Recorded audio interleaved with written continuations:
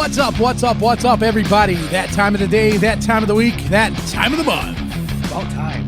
Yeah, where have you been? You're listening to the good, The band. the ugly. I'm Big Papa. I'm Jeff. I'm just Jeff. Sorry. sickly Jeff.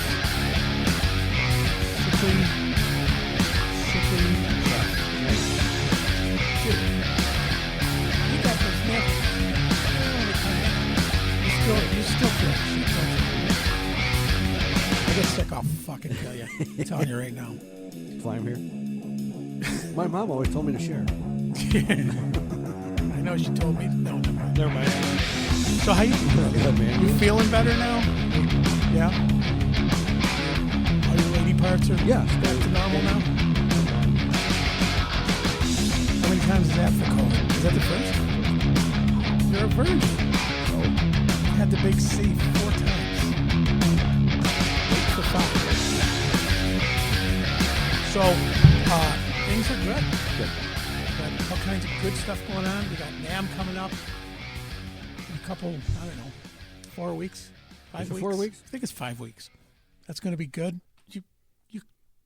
You coming out to NAMM this year? No. Why not, Jeff? No? No? You really want to get that out there, don't you? Oh, someday I'm going to say because he's afraid to fly. That's why. And then people are going to laugh at you, but I wouldn't do that. I don't care. I would not do that on this show. Hey, we got a great show for you today. The wheels of the bus are falling off. Already. I've been waiting for this because, there's very few people that can say they have a very prestigious award in their field. We'll never get one. No. Or anything like it. Maybe a Sammy. No. Syracuse Area Music Award? Yeah. No. We'd be better off getting a sandwich. Oh, sandwich. Okay, Yes. good. Let's welcome to the studio Mr. Mike Metal Goldberg. Hey, what's up, guys? How you doing, brother? So I'm doing great, man. How are you all? we are good. Oh, we are wonderful. leading off with, we're very honored to have a Grammy Award-winning producer in front of us. Oh, yeah. And it's not for the polka. That's weird. It's not a polka. I thought it would be. No. Oh, good. No. Polka. You may have heard of it. I think maybe. John Candy? John Candy. Mike, we're so thrilled to have you on the show. I forget who hooked us up. Was it Pete or was it Jeff Totora? Rev Jones. Oh, Rev, that's right too. Sorry, Rev. Yep. But Peter Maluzzi is a great friend of mine also. He was on your show, I saw. You said that out loud? Hey. I love Pete, dude. He is. He's a mensch. For those of you who don't know what that means, Right. that means great guy, in Yiddish. Yeah. Uh-huh. Yeah. Being from Syracuse, Pete, we just took right to, Pete, and very happy to have Doom Slide hanging up crookedly. Yeah. Right on. That? Fix that thing, yeah. Jesus. There we go. That's how you fixed it? You just stuck it there until 10 seconds from now when it falls down again. So, and Rev, what a great interview that is, Dude. I can't wait to watch it, I hadn't gotten a chance to watch it yet. Oh, my God. But I'm looking forward to it. Do you want us to pause and come back to it? Right. I'll be honest with you. I purposely didn't watch a lot of these because I wanted to come into it fresh. Cool. He didn't want to come into it I like going, that. why am I wasting my I know. fucking time with these two These clowns? two? Forget it. Nah. Forget it. So, we mentioned that you have a Grammy, and that was from back on a record you did in 2014. So, Correct. that was 10 years ago. Yeah. When you were 15. Just a wee lad. Yeah. Seems like it, right? We want to see what got us to that. Now, I read your bio. You were a musician in the past. What'd you play? Drums is my main instrument. I also play a little guitar. I picked it up through the years in the studios. I've been blessed by working with the amazing guitar players. So it was a natural progression to pick up the instrument. And I've been noodling around with it since I'm a kid, but just being in the studio, you're a sponge and you get to see these amazing guys play. And you know, they would leave and I'd be like, oh, I think I can play that. And I would try to figure it out. And then I would talk to them the next day, like, how do you do that? Or how do you do this? And, you know, you pick it up through the years, and it's an amazing production tool. Like it really helped me with my pitch, learning the notes and being able to speak to the musicians in a language that they can easily understand. Right. Yeah. I think when you have musicians are just, you almost speak a different language anyways, especially a drummer. No, you're right. A drummer can articulate in English the beat we want. And if you're not a drummer or even a musician, they're like, the fuck did that mean? And the drummer's going, no, I got it. I know exactly what. Right. You know, and people are like, what are you trying to... Right. What are you trying to say? There was a song years ago called Dindada, which was like a guy singing in parallel with a drummer. Yep. And he's doing the solo verbally, and then the drummer's following it. And as a drummer, you're like, I speak that language. So I'm sure that's helped you tremendously. Yeah, I mean, there's been a lot of times, there's been a few instances when the drummer on the session wasn't really cutting it. And there's one specific instance I'm thinking of where I had to get behind the kit and play it. You know, and it started out as being, oh man, hey, let me just show you how I'm hearing it, and I'll jump behind there and maybe you'll pick it up. And then, you know, the A&R guy was in the room and he's like taking me aside. He's like, you need to play this. And I'm like, yeah, but I'm not going to take it's the drummer in the band. What am I going to do? Fire him? Right. And it ended, I was like, I told him I'll do it with his blessing. And we had a talk and we got it done. It was cool. Cool. Poor Mike Portnoy. I mean... No, I will. No, poor Mike Portnoy. The guy is the most amazing fucking drummer there Is he too. not?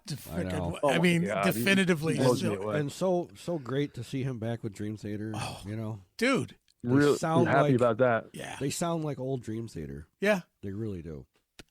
Yeah, I We've- can't wait till they play the New York area. I'm definitely gonna go check them out. Do you go out to NAMM each year? I've only been once. You know, it just always seems to work out that I'm sitting behind this thing, and you know, can't go. Right. So when you're working, you can't. You know, it's a week. It's a whole commitment. You know, the one time I did go, oh geez, I don't even remember. It was maybe it was 8 or 10 years ago. Oh, no kidding. I made the mistake of you know, my girlfriend wanted to go on vacation. I'm like, oh well, you know, my sister lives in Hawaii, so I try to get out there every few years to go visit her. Right. So I was like, all right, hon, come on, we'll go to Hawaii, and then on the way back we'll do the NAMM show. That was the worst possible thing I could have done. I should have did it the other way. We'll stop at NAMM, then go to Hawaii, because it's just a fucking zoo, man. It's a zoo. Yes. And it's a nonstop party. It's like you're at the Hilton until fucking 4 in.the morning every night, and then you got to be up at 9 to go to the show. It's crazy. You know, I was looking at the list today of some of the people that are going to be there, and it's not as robust As last year. Yeah. You know, but there was a lot of people like, I wanted to see Taj Front play last year. That kid is like just incredible, you know. But we hooked up with Elfson last year. We hooked up with Hulkster last year and all those guys. So that was pretty cool. Yeah, cool. So hopefully those guys, you know. Remember you? Well, they'll remember me. I'm pestering the shit out of them. And maybe Joey Allen will be Oh my God. selling his Pearl drums. Yes. Yeah. So I'm looking forward to it, you know. But you do need a vacation after that, because it's Big time. Nobody realized. I think when we walked the floor last year, we were averaging between 7 to 8 miles a day. Yeah. Just walking that floor. Yeah, it's huge. It's not good. Last year was a lot. I was a quarter of a person bigger last year. Do you need a that's hover like round fucking or something? exercise, man. I just thought I'd ask. A hover round? Do you need a hover round for this? Go fuck yourself. I'm just asking. It's like exercise. I know. Yeah. Don't say that word. Who said the E word? Listen, dude. Fine. To see if I can ride my bike in there. Yeah. So you played drums. You played a little guitar, which I played drums myself for 30 years. Jeff plays a little guitar, a lot of guitar. Cool. And Cool. Nothing you want to hear, but okay. Is that so? Did you start doing the whole garage band stuff, and then, or did you Yeah. get further than that? Did you record anything yourselves? I did. The backstory is like this, I was in a band all through high school, junior high school and stuff, and all my buddies from the neighborhood, we would, get together and party a little bit and try to play other people's music and just have fun with it. Mm-hmm. And had a couple local gigs, just like normal stuff. And then at the end of high school, my old man sat me down. He's like, "All right, what are you going to do?" And I'm like, "Well, I'm going to be a rock star, Dad." Right. Yeah. And he's like, "Well, great. I hope that comes true for you. But what are you going to do if that doesn't work out?" And I don't know. he came up with the idea. He said, "Why don't you look into learning how to, make music in the, in the recording studio, or like the technical side of it?" Mm-hmm. And I was like, "You know what, Pop? That's a great fucking idea." So that's really cool. Your dad, that's really cool that your dad, said, "Hey, you want to do this? Try this too." Yeah, he did. He came up with a really good idea there. And I ended up going to the Institute of Audio Research, which is at the time was a premier audio engineering school in New York City. It's now been defunct. I think a couple years ago, went out of business. At the time, it was affiliated with NYU, so I thought there was a back way into the film school there to see if there was a career and maybe the technical side of filmmaking and things. I thought that could be a good, it seemed like a lot of options. Right. Unfortunately, the school itself was a crock of shit. I mean, they at the time, I mean, this is just my personal experience. I mean, yeah, and this was back a long time ago. So they're not around anymore. Right. So no, I don't really care about pissing them off either way. But Nice. they they didn't really teach us much. They taught us a lot of math and electronics and like how to fix the gear and things like that. And it wasn't great in school, so none of that came naturally to me. It was the music and the the musicianship that was where I excelled, I think. And so I spent a lot of time in the bar. But I did meet a couple cool guys there that became very close friends of mine. And then the end of the course, I barely made it through the course. And at the end of the course, they asked for an internship. You have to do an internship for 3 months somewhere to get the final to graduate. And so I started looking around, and I started. There was a couple of recording studios, believe it or not, in my hometown. I grew up in the town of West Orange, here in New Jersey. Mm-hmm. And one of the first places I went to was a place called the House of Music. And they were an amazing recording studio. So I walked in there all green and everything, nervous and sweating and stuff. And I sat down with the owner and I told her my story. I'm like, I need an internship and I'm interested in this. And she's like, "Well, we don't have anything available right now, but since you're from town, I'll keep your resume on top of the file. And if something comes up, we'll call you." Sure, they will. And then, yeah, that's what I said. And then 2 weeks later, she called me. And she was like, "Look, I can't give you an internship, but I can hire you full time as entry level. You'll be like a runner, and you'll help out wherever we need it." So I was like, "I can start in an hour. I'll be there in an hour." And she's like, "No, start on Monday, right?" And I'm like, "Okay, cool." So I hung up with her, and then I called the school. I was like, "I fucking quit." They're like, "What do you mean you quit? All you got to do is the internship." I'm like, "I don't care. You didn't teach me shit. I don't need your internship. I got a full-time job doing what I want to do. I'm out." right. That's awesome. And they actually ended up refunding me a third of my tuition, which I thought was nice. Yeah. So I didn't have to, I got a little money back, and I learned more in the first hour there than I did in almost a year of that school. Mm-hmm. And it was just an amazing place. I was mentored amazingly. I'm still very close with the owner, and one of the amazing engineers there. Nelson Ayers, he kind of took me under his wing, and I got to shadow him, and he taught me how to use my ears a little bit, and he taught me a lot about the technical stuff. And I started my career. That was 1988. Wow. 1988, yeah. Okay. And I did about 8 years there. I went quickly from runner to assistant engineer to staff engineer, and then they closed the doors in '95. At the time, they were doing all the hair metal bands. I mean, I didn't personally work on a lot of that stuff. I did help out in a lot of different ways, and I did end up assisting engineering on a couple of the things. But Cinderella, Faster Pussycat, Dirty Looks, Warrant.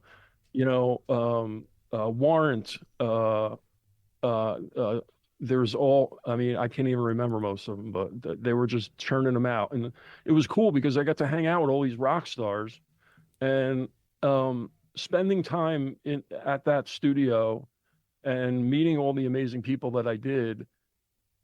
I felt, to your point earlier, I felt like I started to understand how to be around them because,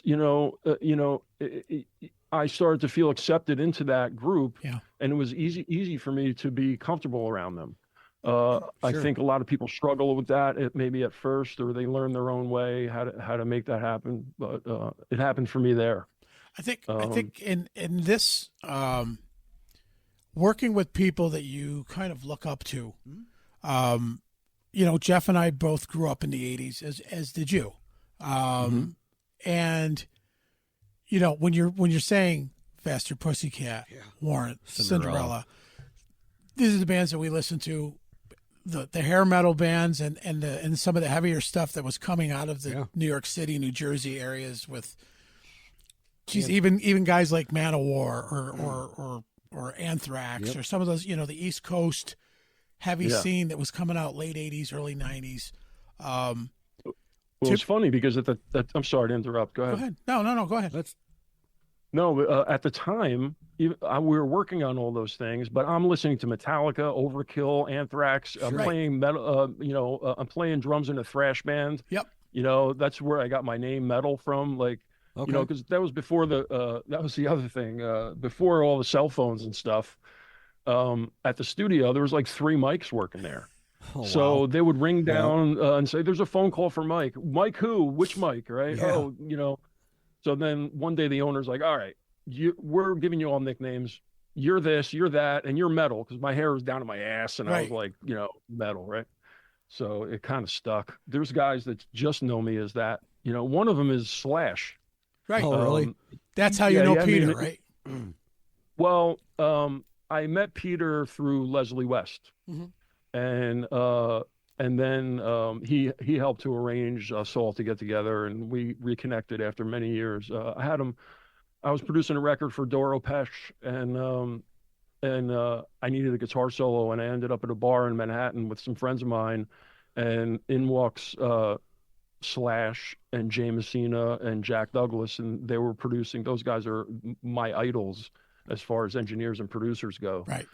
And we were friendly for a little bit, and we used to go hang out at this place on Tuesday nights. They had a open mic night where like the premier musicians and all the studio cats and anybody who was in town would just show up at the Metropolitan in Manhattan.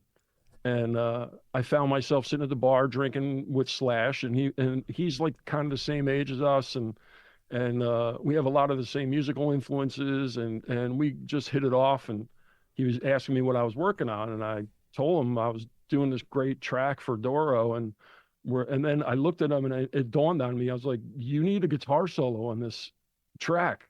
And we were messing around trying to find a cool guitar player to come in and play a ripping solo. And I just looked at him and I asked him, I was like, as a matter of fact, we're in the need for a killer guitar solo, man. And he's like, I was like, "Would you be interested in it?" And he was like, "Dude, come by the studio tomorrow and bring the track. Let me take a listen to it and see if I can, if I dig it, we'll do it." And it happened. And cool. He still to this day only knows me as Metal. He doesn't know what my name is. That's awesome. It's so funny. Bob, do you know Night Bob? I've met him a few times. I don't really know him well. Same story. Yeah. They had Day Bob. Yeah. And the guy that worked at Night Bob. Night Bob. And he goes, there was like 3 Bobs. He goes, and I got the night shift, so I was Night Bob. Night Bob. So you said to say, I'm Metal. Yeah.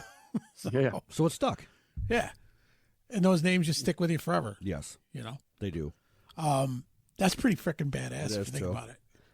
But it's when you start talking to these people after idolizing them. There's rules that people say never meet your idols because they can let you down. Yes. Some of them do, but some just turn out to be as cool as you wanted them to be. I so far have not had that issue. The only one was that guy with the last name that rhymes with Palmstein. But yeah, I know who you're talking about. Ping Day Palmstein. I'm not going to mention any names, but it rhymes with that. It does. He was kind of a douche. Yeah. But everybody else has been cool. So Don't get me started on that guy. Everybody has said Everybody has a story about him. It's just I got a really good one, but I don't know if I should tell it. We could tell it when We're never gonna meet the guy, stop so go rolling. No, I don't. Yeah. See, there you go. Read the room, Jeff. Yeah. It's funny you mentioned his name though. Great. Yeah. Well, and then there's been others that have worked with him that absolutely adored him. Yeah. That's, oh no, he's the greatest. Are you thing. kidding me? This is the guy's the greatest thing since No, sliced bread. He's kind of a dick. Really? But that's Let when me I was. tell you, yeah. Go ahead. Sorry. Let me tell you the one time I had an experience like this when I was very young, and the rule that I learned from this is never go by what someone tells you. Right. What another person is like. Right. It's all about your own personal relationship with that person. Mm-hmm. So, I was still working at the House of Music, and one of the engineers there had a daughter, and she was sick, and we had a benefit concert at the Stone Pony in New Jersey. Mm-hmm. Pardon me. And we got some of the guys from KISS to show up. Oh, cool. And my job was to work the backstage door. I was the bouncer for the backstage door, and that's where, everybody would be back there. And they warned me. They're like, just be careful because Gene is a real douche, and don't get upset if he is. And like, I used to paint my face like him when I was like 13 going out for Halloween or whatever. Right, so, right. I was like really excited to meet him and the other guys too. He was the fucking nicest guy. Yeah. He was a sweetheart. And I've heard that too. He was very respectful. He took the time. I took a fucking Polaroid with him. You know what I mean? Awesome. It was like, yeah, it was great. I wish I had that. I still rip my house apart trying to find it. I don't think I have it. I think that's got too it up bad. here though.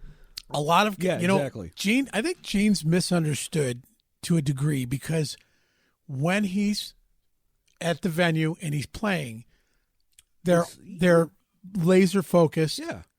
He's a businessman. Yes. He gets on, he gets off, they leave. There's no dilly dallying. There's no fucking around. And even to the point where he doesn't want anybody when he's walking down the hallway, he wants him up against the wall. He wants against the wall type thing. Yeah. And we have a very good friend of the show.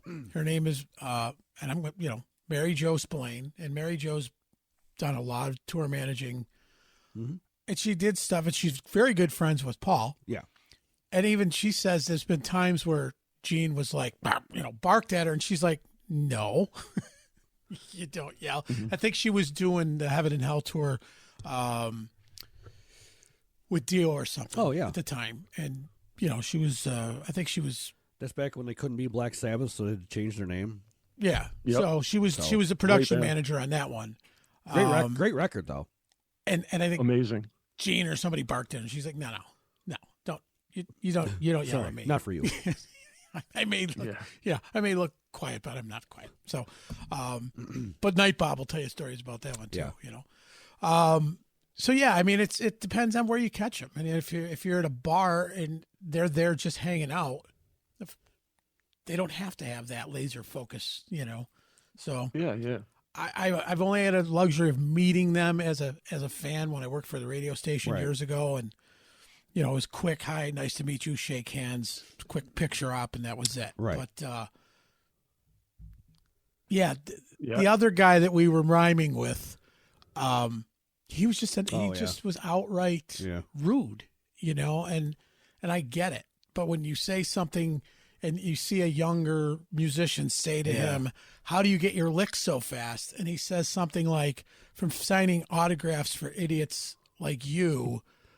That's when you're like, okay, you're a douche. Yeah. But, just more on this conversation is like, that's a difficult question to ask somebody. Like, I would never ask somebody like that. You know what I mean? Right. I would say something like, man, I've been trying to figure that thing out forever, man. It's just an amazing riff. Like, I wish someone could clue me in on really how to play it.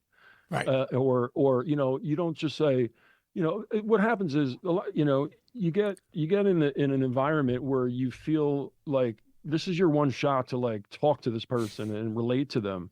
And you try to quickly come up with something that you think that they might feel is interesting, but that's not what they want. They just want to be talked to like regular people. Right. Yes. You of course you're going to throw in there, hey, I'm a big fan of your music. I love that fucking song, so-and-so. And it makes them feel good because, it's just still, they're people, they're regular people. Yep. All these guys are regular people, just like you and me. Yeah. So we have found some of the bigger names have been so humble. Oh my God. And so gracious. And we keep saying it, Joel Hoekstra, Joey Allen, Jason Bittner, all those guys have been just freaking great. Rev Jones. I mean, great people and unbelievable. Brandon Gibbs. Oh my God, what an artist. Yeah. And yet, he's like, yeah, I'll come play for Chicken Wings, dude. Right. It's funny. It's opened my eyes to that we're all just people. Yeah. It doesn't matter what walk of Absolutely. life if you treat people with respect, you're going to get respect. Back. We end every show with be nice to each other. Yeah. Don't be a dick. And I like it. I think that if people just back up for a second, Yeah. get away from all the bullshit. The world is full of bullshit right now.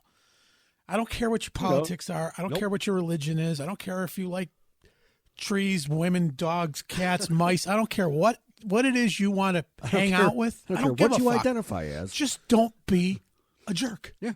That's it. Right. Right. And we can all just go back to getting along. And I think music is one thing. But that is. There's no politics in music. It's music. Depends. Are you listening to Megadeth? I love Megadeth. So do I, but. So. Dave loves the White House. Yeah, that's true. Yeah. So Mike, you find yourself in the music thing, and then what's your first big break where they say, hey, you need to mix this. Yeah, this mix one's all album. you. Yeah, this is all you. You've got 100% creative license on this. Go nuts. That's a tough question, man. I have to see if I can remember now. Make shit up. I don't know that I didn't really know that I had that kind of moment. It all kind of happens organically here in the studio. It's like, I hear a lot of guys saying like, oh, well, the engineer didn't show up, so the assistant did the gig, and next thing you know, he's doing the record. That kind of thing happens once in a while. But I think that my first one was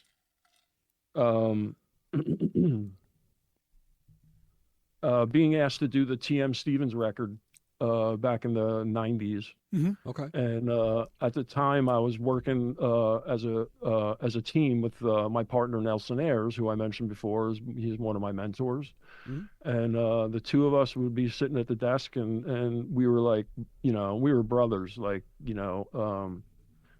we worked so well as a team, and we got along great with TM. I don't know if you guys are familiar with him. He just recently passed away. It's a shame. He was the most amazing bass player I've ever worked with. He just had this tone and this funk and this, he was just badass, man. Mm-hmm. Yeah. And he was doing a record at the House of Music, and his guy had a bail, and he was like, well, what about you guys? And I'm like, we're ready. Let's go. Yeah. And we finished the record. It was great. Cool. Got a chance to record some amazing guys. Let's see. Will Calhoun played on the record. He played drums for Living Color, right? Yep. Stevie Salas is a great guitar player. He's on the record. Al Petrelli was on the record. He plays Wow. guitar, I think, for TSO these days. Yeah. And then at the end of the record, TM comes to me. He's like, I got to do one more song. I got this great song, and all the guys I wanted to play on it are in New York. So we got to do it in the city. I want to do it at the Power Station in New York City, which is by far was the best recording studio in Manhattan for many years, probably since the 70s. Thousands of fucking hit records that came out of that place. And so I was like, oh man, I always wanted to work there. That'd be great. So we did it. And it was like Steve Jordan was playing drums. Shit, he's with the Stones now, right? He's the guy for the Stones, right? Yep. Who else? TM on bass, then Stevie Salas, Little Steven was on guitar, Danny Kutchmar from Billy Joel fame, I guess, right? And 1,000 other things that I can't remember. Right. And here I am with my partner Nelson at the best studio in New York City with all these guys, and I'm going, wow, this is. I gotta just remember this moment, And there was no pictures, like this is like, nobody brought their, this is probably before cell phones even, but nobody ever brought a camera. No. Like there's no pictures of that. It was because it's a private thing. It's an intimate thing when you're in the studio with these guys creating music. And so that was one of the first really big moments for me where I got a chance to shine. There's a funny story in there too. Steve Jordan, who's my favorite drummer of all time, one of them anyway. He had a roadie, and that brought in all his drums. And excuse me. Sorry about that, guys. Sorry. So yeah, the roadie was setting up the drums, and me and Nelson are setting up all the mics, and we're getting everything straight. And the roadie goes to me, so Steve likes to set up his microphones like this. And I go, okay, well, I'll be glad to have a talk with Steve when he gets here. He's like, no, you don't understand. We're going to set up the microphones like that. And I go, no, you don't understand. They're paying me to do all that. Right. They're paying you to put heads on the drums and bring them the fuck in. So just stay out of my way, right? So I'm having an hour with the roadie, right? I'm like, this is fucking crazy. And so he was very adamant about it, and he kept going on, and then he's talking to TM about it, and the TM comes to me. He's like, well, maybe you could, it's a big console. Maybe you could put his microphones over here, and then you guys do what you need to do on the, and then we'll bring Steve Jordan in and we can A/B it. And I'm like, okay, I got no problems with that. Right. So we did that, and it took Steve Jordan about like 20 seconds to be like, no, we're doing that. And I'm like, oh, that's our mics. Correct. Not your roadie's mics. Yeah. Right. And then I was like, now get him the fuck out of the room. And I kicked him out. Yeah. That's funny. But that is awesome. Yeah, that was a really weird situation, It was do you find like I said, it was a big. I was gonna say, do you find when you're recording these guys, you're producing the album. Yeah. You're telling them it's coming for you. Your ear has a lot to say what's going to be on that recording. Mm-hmm. Do you find in the early days hitting that talkback mic and being like, do it again. Excuse me, idol of mine. You need to do that again because that kind of sucked. Did you feel like, wow, I've got to interrupt this guy that's played with Billy Joel or this drummer that played for Living Colour, and I fucking love these guys. However, and now I got to tell them to do it over. That's got to be intimidating. No, yes and no. It can be if you let it get into your head, but there's not a lot of that when you're dealing with guys of that caliber. Mm-hmm. They know you don't have to tell them anything, right? So it's more like, bro, that was a sick take, man. And then see what happens. And then if they're like, oh yeah, but I fucked up the chorus, you're like, oh, you want to run another one? We'll keep it. We'll do another one. So kind of read the room and work with it like that. But I never really had that problem being honest with someone, it's one of the reasons why I got the Leslie West gig. Right. I produced his last two albums, and I, engineered and mixed, I did his last three albums. Mm-hmm. And just to clarify, the TM record, I just engineered it. Okay. I didn't produce it. Really, TM produced it. So, just a bit of clarification, but I got the Leslie West gig because I was honest. Yeah. Yeah. You know, I told him what I thought. And he looked at me strange and he was like, "Are you fucking kidding me?" I'm like, "I'm just telling you what I think. Take it or leave it." And he's like, you know, the next day I got a call, "Goldberg, I like what you said yesterday." Right. He's like, "What do you do?" "I want you to go on the road and mix mountain." And I was like, "Whoa." Okay. It's something good. Right. But you know, you gotta just be true to your heart, man. That's the way it works. That was actually my next question. So you mixed front of house for Mountain then?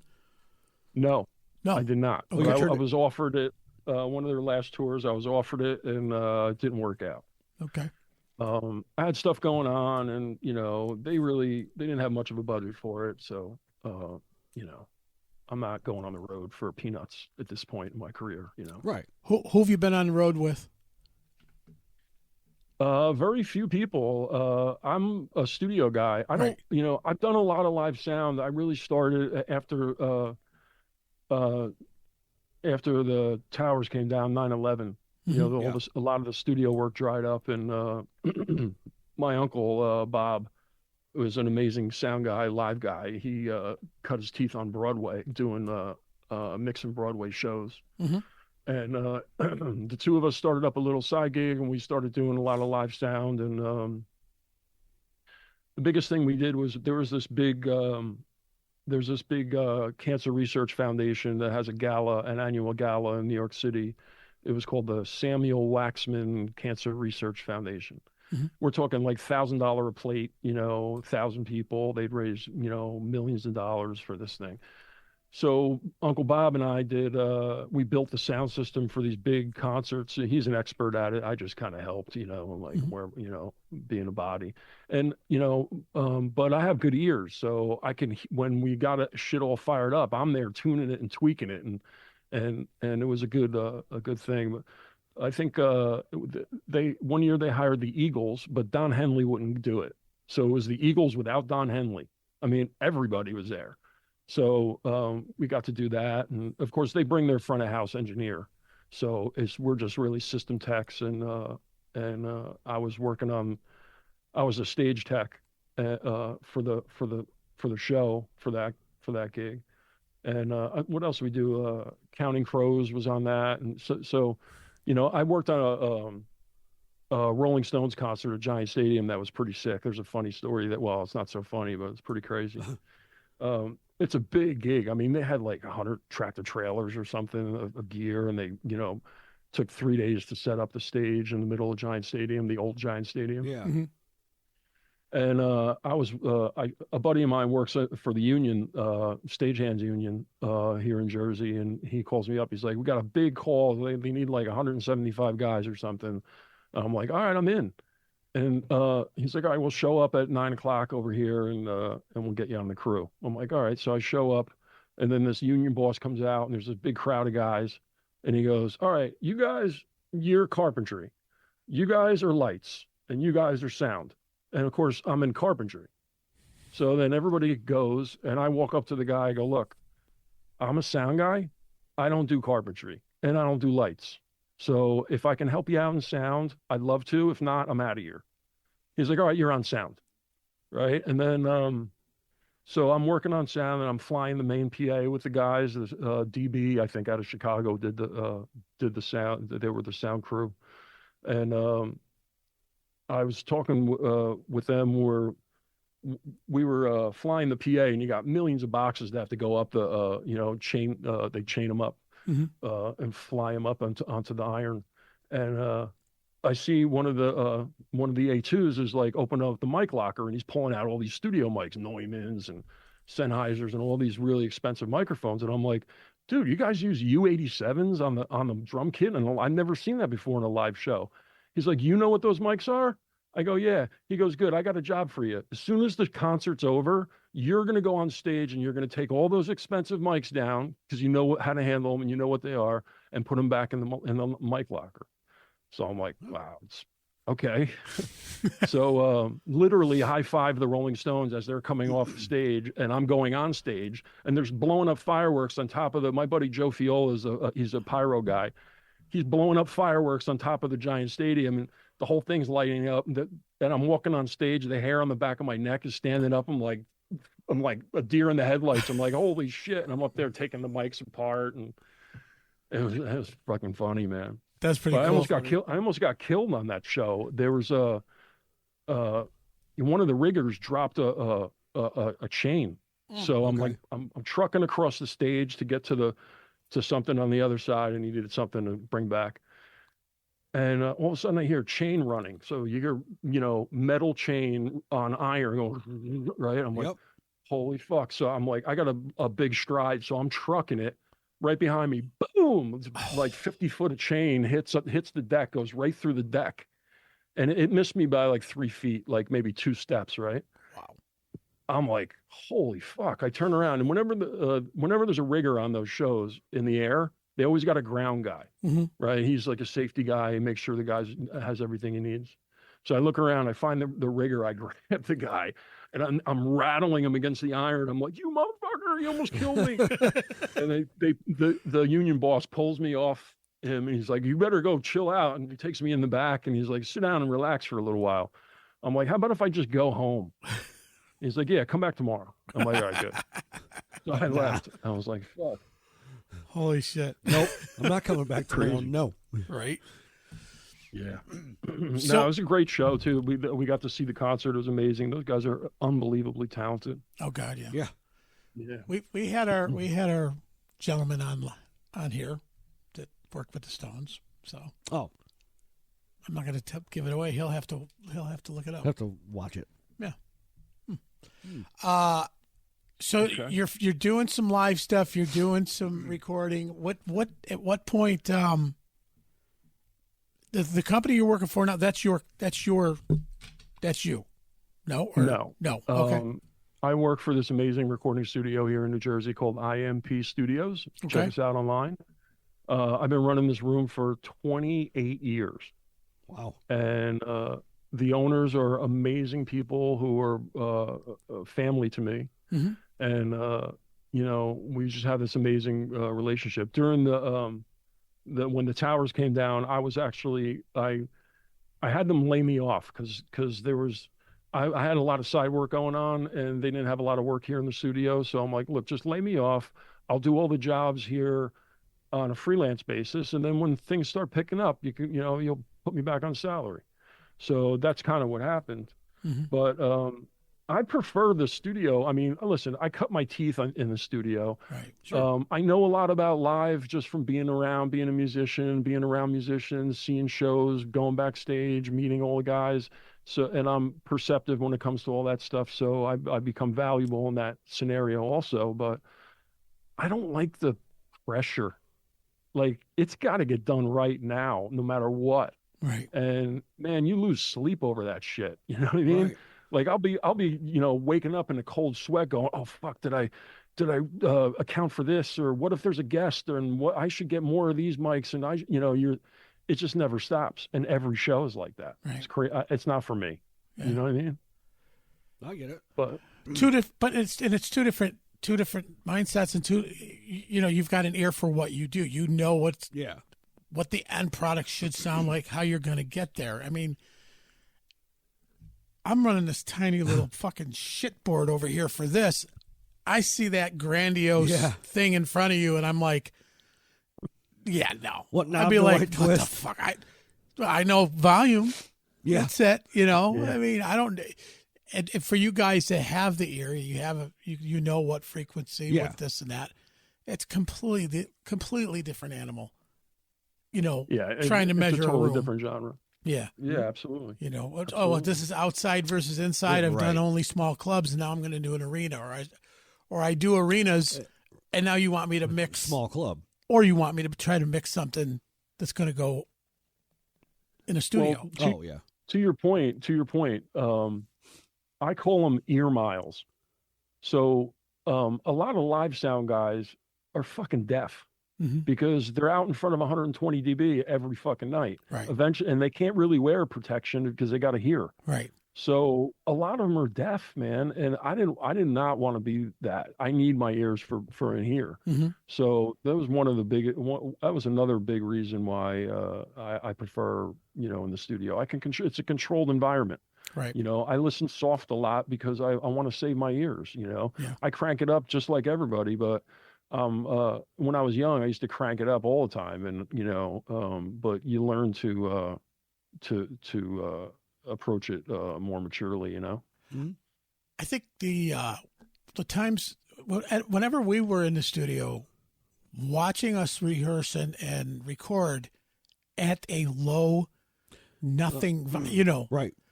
Because when you start, like you said, back in the '80s, we would be, you know, well, got to listen to it loud, or you're a pussy, and then now we get to well, sit not because in you're a pussy, because it feels good. Yeah. It feels good loud. But when you're recording at a normal volume, right, or ever since, and this is we have to admit, Ultimate Ears, where you can almost hear your own tears with Ultimate Ears.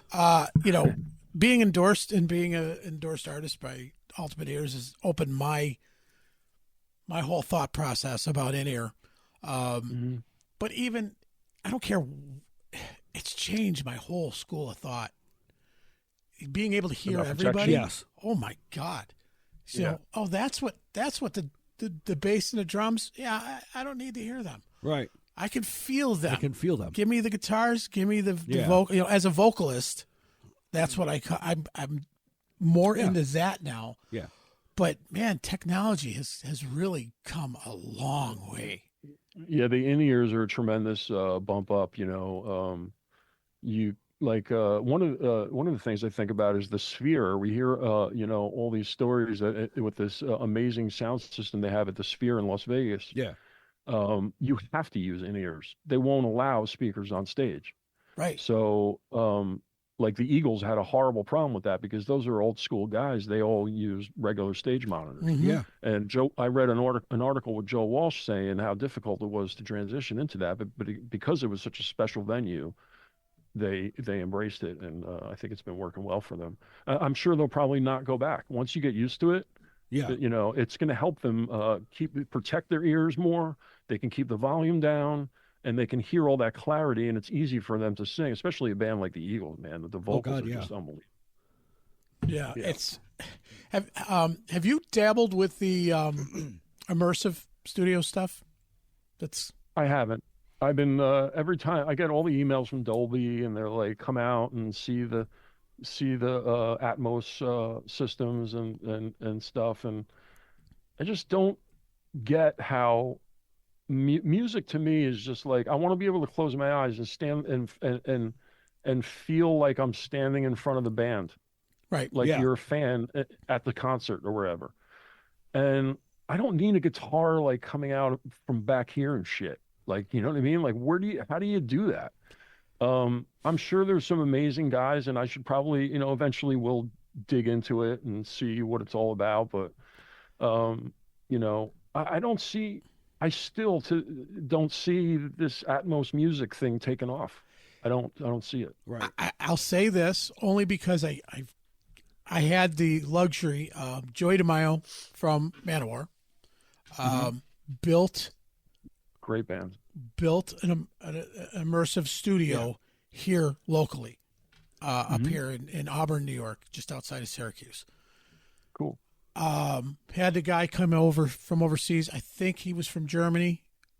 I want to say Germany, where you know, this really kind of got its kick in the ass to make it what it is. I don't know. Call him and ask him. Yeah, no. I went there. They were redoing some punch downs on some stuff for the new Manowar album. It did blow me away. I stood there, I closed my eyes, and like you said, I don't know where you would feel this, how you would enjoy it, other than having special audio something. Yeah. I thought, you know, maybe, you know, IMAX movies and stuff like that, where you can put speakers all around and you can feel like when something's flying overhead or so. I mean, it really is amazing. Now, was the Manowar, was it live by any chance, or was it studio recording? They recorded it in the you know, in that studio, and it was really good. It just sounded really different. And he even said, he goes, you know, but his playback wasn't in ears. No, it was through all the speakers throughout the whole room.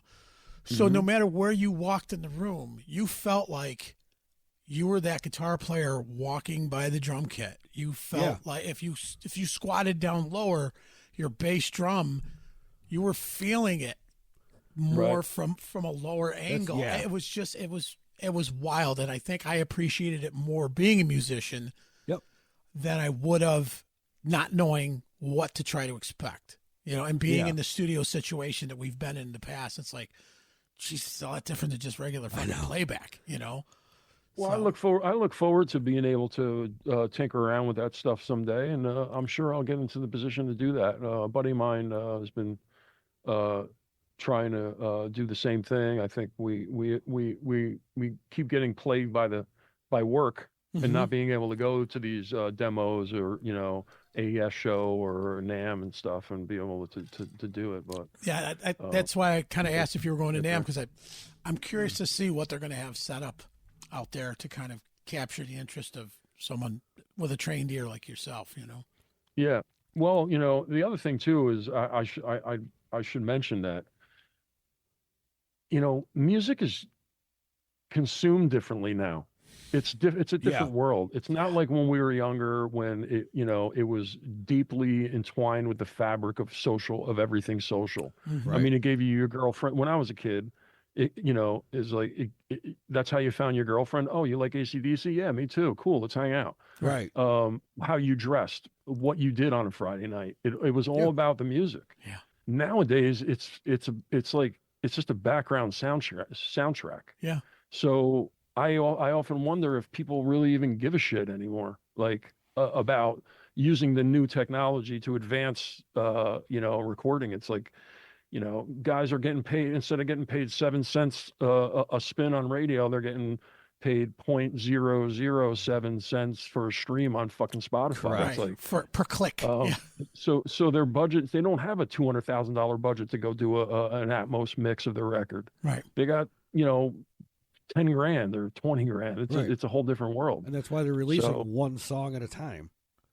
Yeah. You know, exactly. Or with the way that some of the technology now, you can get a Pro Tools version. Oh yeah. For your house. Yeah. And these guys are doing their own mix. They're doing everything themselves. They're putting it up on Spotify themselves. Yes. They're not going through a label anymore. They're their own. And all they care about is, hey, I don't have to pay the production house. Right. I don't have to pay an engineer. I just did it with me and my other bandmates. And we're going to put out living room. Yeah, in my living room. So right, we're going to put out something that's shit. Yeah. That's the thing, is there's no filter. Right. If, you know, they're going to do it all themselves and it's going to sound like it. Right. If they work with a guy like me or anybody else who kind of knows what they're doing, they can make a great sounding record if they put their trust on in experts, but they don't. Yeah. And I understand why, because they can't afford it.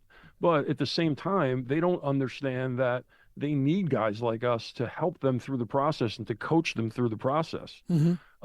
Hey, man, you know, what if we get a different sound here? Let's clean it up, or let's get a little more dirty on the guitar, or let's hit the drums a little harder in the chorus, or, you know, they're not thinking of any of that shit. They're just saying, oh, the level looks good on my console here, you know, so it's good, right? No. There's so much more to it, and that's what gets lost in the shuffle. Mike, you were talking about sound and all that stuff earlier. I was kind of interested what is your take on like amp modeling, or would you rather have like a tube amp in the room? 1,000% amplifier. Okay. 100%. You know, there's nothing like the sound of I mean, you moving the air with the tube amp is what really gets the vibes going. I mean, there are some, I've used a lot of them. You know, I have guys that swear by them. It just really all depends. If you're a touring musician, I can understand getting a Kemper, you know, like a modeling situation going, because it's just so much easier, and you can get there. You can get close to the tones that you need for live, because when you play that through a huge PA system, Yeah. it's going to sound great. Right.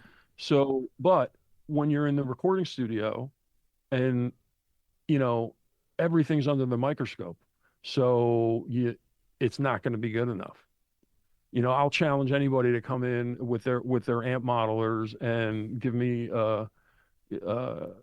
latitude to bring in any amp I want, and I'll blow them away. Right. Right. Now, partly probably because of my experience and stuff, and you know, I've been very blessed to work with some of the most amazing guitar players in the world, and been able to capture their performances and have them be happy with the sound. And that's none of them happened through an amp modeler. Right. You know, it's funny you mentioned that, Jeff, because I was going to say, how is some of the technology today helping or hurting your business? You know, AI right now is just, it's taking over all kinds of dumb shit. Yeah. I'm watching guys, they're allowing AI to do everything. Exactly. It's taking the humanity out of every. Here, write my lyrics for this song, dude, and they will. You don't even need to have it write the music, write the lyrics, do a video, and use somebody else's voice. Yep. Oh, you want it to sound like me? I'm going to read 7 passages out of this book, and it's going to make a voice that sounds like I'm singing it better than I could sing it. It's fucked up. It's taking out a lot of the artistry. Well, 1,000% right. You know, totally agree with you. But it's really all perception, because like there's a lot of plugins. Like I use Pro Tools to record everything now. I mean, of course, I started on a Studer 800 2-inch 24-track machine, right? And nothing sounds like that. It just sounds incredible. So all the records in the 70s and the early 80s and stuff were made on those, and they're just so musical. But nowadays it's impractical to do that for most people. I still have a 24-track machine in the studio here, and it's basically a big table. Right. But I do everything in Pro Tools. But I have this great desk that I use also, this desk is it's a digitally controlled analog console. So it really has analog circuitry in it. Yep. It's not a digital console. But so using that and some of the cool gear back here, before I go into Pro Tools is great. But in Pro Tools, there's things like, for instance, auto tune. Okay. Yep. Now I'm pretty good at it now, but that's AI. Yeah. If it just depends how you look at it. I mean, no, it didn't sing it for you, but the computer technology is helping you shape the sound in a way that you want. So, you know, I'm using it in that regard, but I'm not having it do my whole song for me. Yeah, it doesn't sound like the first time you heard Cher use it. Right. Yeah. You know what I mean? It doesn't sound like that anymore. Right. Well, I mean, years ago, even in the beginning of recording it, when you're quantizing something and you're going, that was a mind blow. Yeah. You know, I mean, Yeah. Back in the day, have you taken ever, just even for shits and giggles, have you ever taken some of the stuff you did on the tape, remastered it just to see running it through Pro Tools compared to what you ran it through before, using the raw tape? No, only because it won't be as good. Right. You know, nothing is going to beat the old Neve console and a Studer 800 tape machine. I can only hope to try to get the stuff that I'm doing these days to take on the best parts of that. Right. And you know, I have a lot of tools that I use to get there. But yeah, it's just not going to sound good. Yeah, I've listened to an old demo from my band that was done that way, and I'm like, God damn, this thing sounds good. You know, the playing is shit, the songs are shit, but it sounds great, right? But it's just like, you can't do that now. Like, you know, I have a friend of mine who's got $1 million console in his basement, and he still uses it every day. But you know how much it costs to keep that thing running? Every couple of years, you got to rebuild the power supplies. You got to bring a tech out here to fix everything all the time. It costs a lot. Yeah. It's a lot of money. Yeah. So it's not really practical anymore. because I mean, listen, if bands still had real money and real budgets and record companies were really developing artists, then we'd be in good shape. But it's so far from the truth these days. I will say this about technology. This is my take. You don't need Joel Hoekstra. You don't need Billy Sheehan to be in studio that day. They can do their shit from their studio at home. Oh, yeah. Or their studio in their city. And send it to you.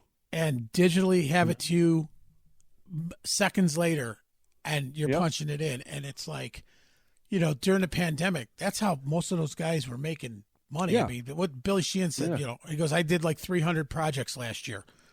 You know, right. He said, I worked more during the pandemic than I did when he was touring with, Mr. you know. Big. Well, Big. he's lucky.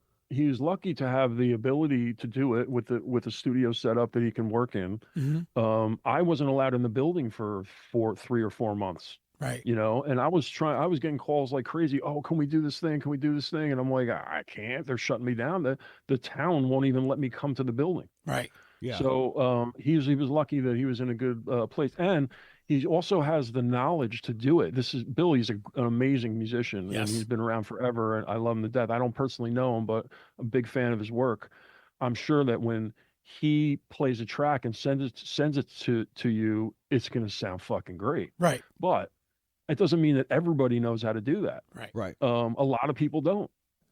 They just don't. They leave it up to the experts, and that's cool too. But you know, but you're right. The technology is I find it very helpful. I don't really miss the old days of tape and everything, because the things that I can do in the computer now with the knowledge of having started, like I used to edit tape, man, with razor blades and shit. And the wax pencil and yeah. And it's like, all right, Mike, take the background vocals and move them to here, and then cut the bridge in half, and then okay. And I would be like sweating, because if you make one wrong swipe of the with the razor, it's fucking gone. Yeah. Right. But now the editing in Pro Tools is ridiculous. It's amazing. Yeah. You know, I can do, you know, a vocalist, you know, gives me a great performance, but there's all kinds of pops and on the P's and shit. Right. Right. I can just go in manually and adjust each one of them and make it sound beautiful. Yeah. You can't do that on tape. No. You can. Oh, God, no. I mean, you could take out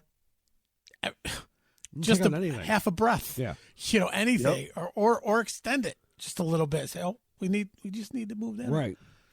Yeah. But I mean, I've gotten really good at dialogue editing. I've done quite a bit of it for all different kind of things, and it's really an art form in itself, how to cut voice for you know, dialogue for movies or film, you know, or television stuff or commercials. I do a lot of that stuff, and it's cool, but I would never be that good at it if I didn't start with a razor blade first. Right. You know what I mean? I think it's just like a guy that works on an engine. Yeah. You need to know what makes that engine run before you can start looking how to tune it electronically with a computer, you know. And I think if you have a good working knowledge of what should go where, that's what makes what you do, why you know, you know, why you're as good as you are. So, well, I appreciate that, and thanks for the nice compliments before. You know, just you were talking about that Grammy before. I got to just tell you, it was a huge milestone for me, and I'm really blessed to have been able to be a part of that album.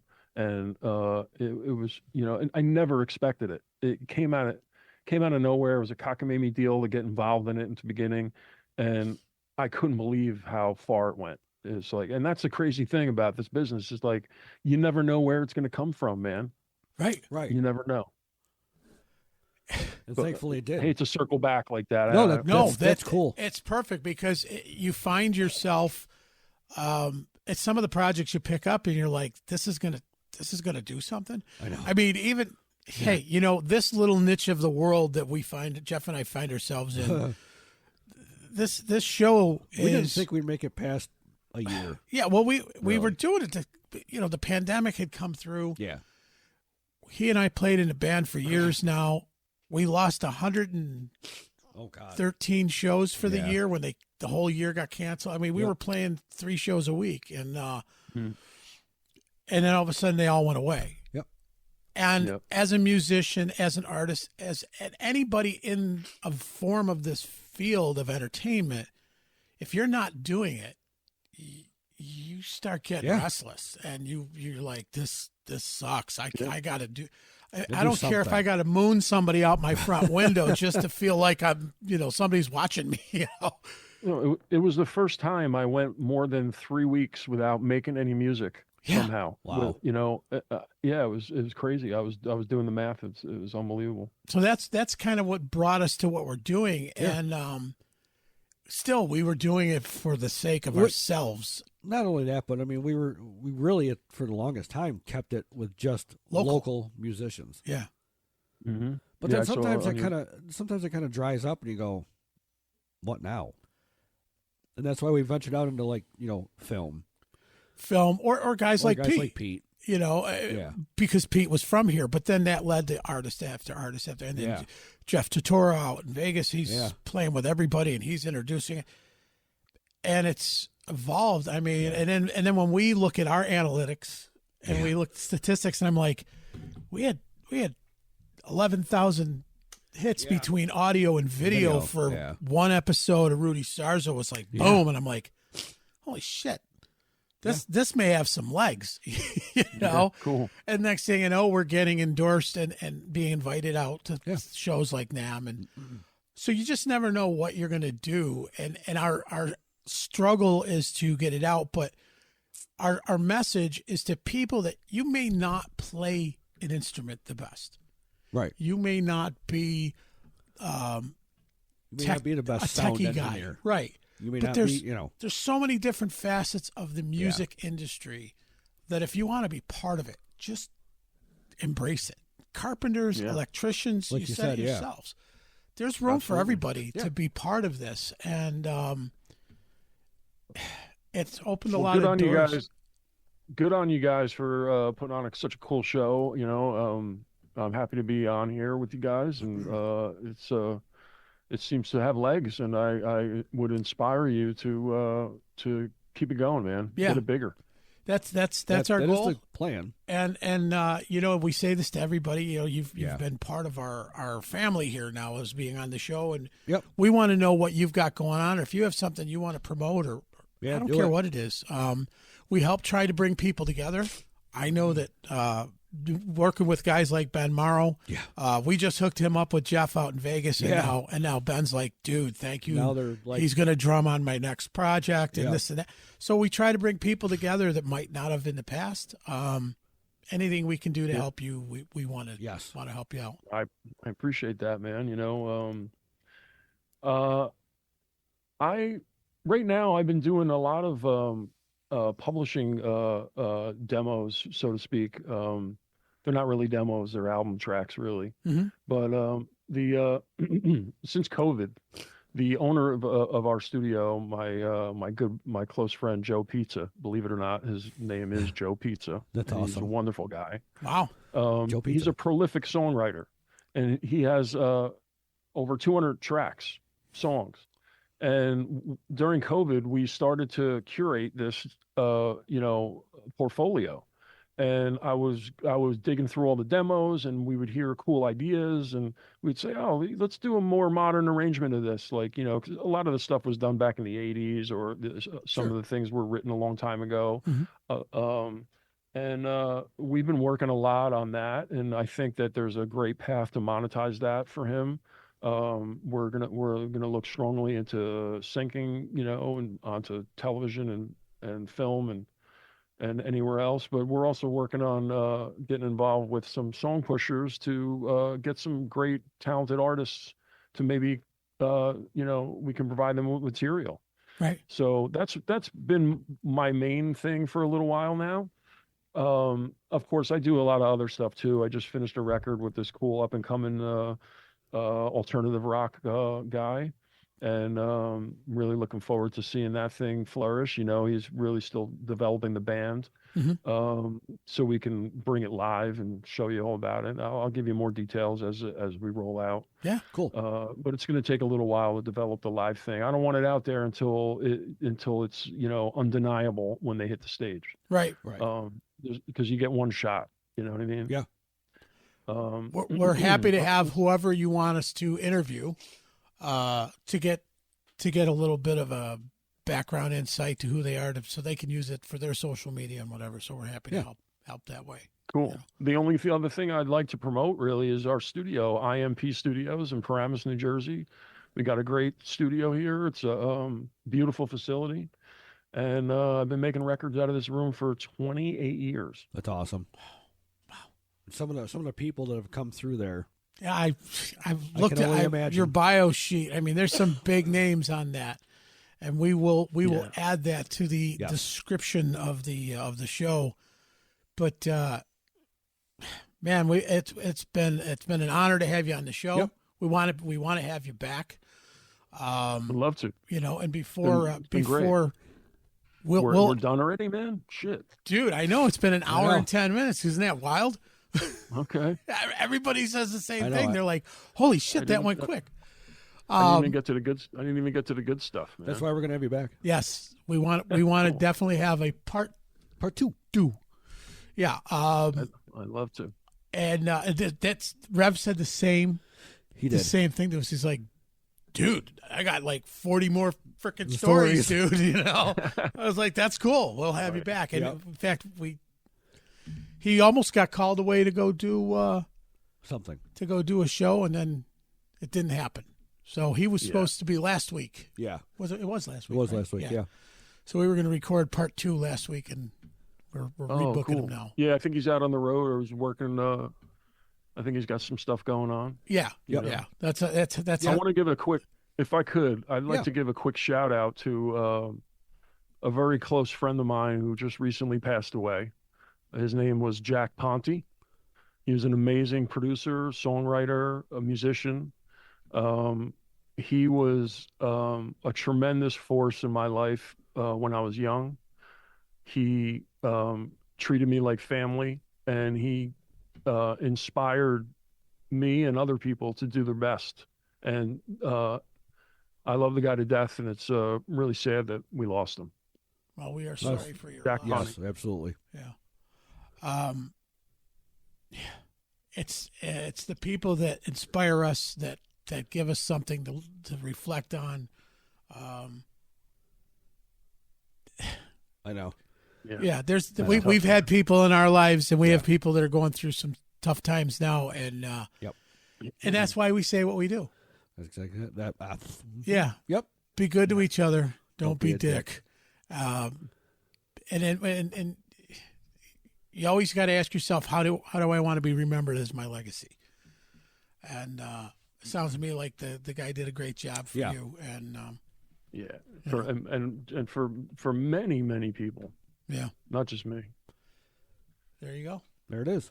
Well, I hate to end on a down note like that. No, it's all good. It's not. It's never ending. Like I said, we'll have you back. We still have to talk about the fact that Mike does ride, and he's wearing the Tail of the Dragon shirt. So we got to talk about the biker aspect of it. Yeah, man. If like I said, if there's anything that you ever want to talk about from our aspect of it, just reach out. Throw me an email. Give me a call. You've got all my digits and everything now, and we just want to thank 100%. You so much. It was awesome to have you on. Oh man, my pleasure, guys. Absolute my pleasure. Thanks for thinking of me, man. It's been great. I love what you guys do, and thank you. I thought this was really fun. This is awesome. Let's do it again soon. Yeah. Okay. Don't go anywhere. We're gonna roll out. Yep. And then once we stop recording, we're gonna come back and we'll roll out with ourselves here. So. Yeah. So gotcha. Stay right there. There you go. There it is. You've been listening to The Good, The Ugly. I'm Big Papa. I'm Jeff. We want to thank everybody from the bottom of our hearts from here at the Ultimate Ear Studio. What do we want to thank, Jeff? We want to thank Mike Metal Goldberg. Yes, we also want to thank our friends over at Uncle Jimmy's Local Live Music, Print Shop Underground, Snarky Productions. Black and Heart Tattoos. If you're looking for something to get somebody for Christmas, and if you're looking to get a free tattoo, mention them on your podcast. Yes.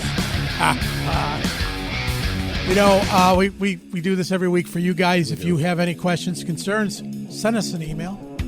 Send us a postcard. Any complaints? We don't Yeah, want to no, hear fuck that. Remember, don't be a dick, and it. Be kind to each other. peace, everybody.